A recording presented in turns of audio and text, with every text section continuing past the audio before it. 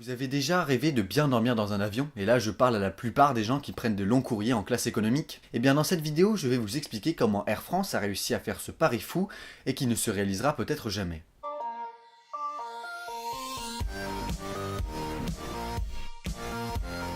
Air France va lancer sa nouvelle filiale d'ici l'hiver 2017, donc on a un peu de temps. Mais ce n'est pas tout. Avec cette nouvelle filiale, Air France souhaite proposer ce nouveau système de couchage en soute.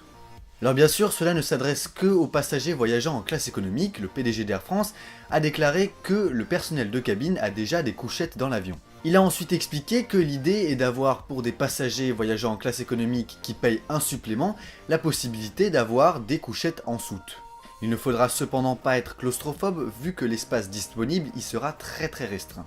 Je tiens à préciser que ce système n'existe pas encore et que par conséquent ce sera aux gros constructeurs Airbus et Boeing de s'adapter et de faire les changements nécessaires. Si c'est le cas, alors Air France ne sera peut-être pas la seule compagnie à utiliser ce système.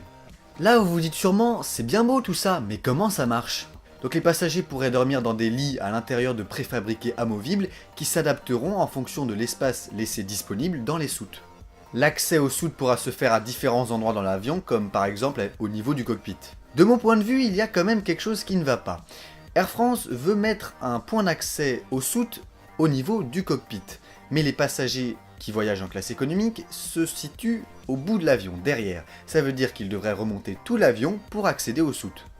Comme je l'ai dit plus tôt, ce système n'existe pas encore, il pourra donc mettre beaucoup de temps à s'installer. Bien sûr, avant d'aller plus loin, Air France devra obtenir l'autorisation de la Direction Générale de l'Aviation Civile pour assurer que ce système est possible et sûr.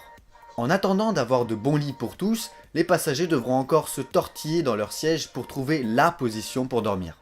Mais entre nous, l'endroit où on est le mieux pour dormir reste quand même notre bon et très cher lit. Voilà, cela conclut cette vidéo, j'espère qu'elle vous a plu. N'oubliez pas de lâcher un pouce bleu si vous avez aimé et de vous abonner si vous ne l'êtes pas encore. Et je vous retrouve dans une prochaine vidéo. Allez, salut!